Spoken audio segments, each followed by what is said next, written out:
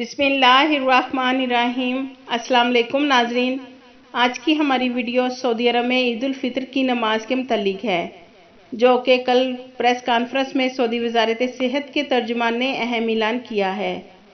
ناظرین، سعودی عرب میں وزارت صحت کے ترجمان ڈاکٹر محمد عبداللہ نے کہا ہے کہ عید الفطر کے دوران 20 سے زیادہ افراد کے اجتماع کی اجازت نہیں ہے۔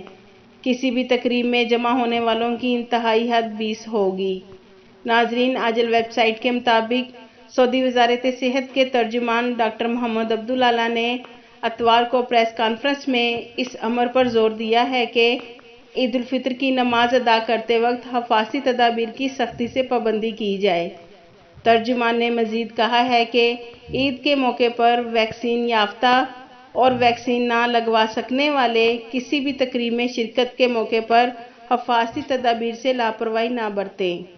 ناظرین، عید الفطر پر اجتماعات میں زیادہ سے زیادہ 20 افراد شرکت کر سکتے ہیں۔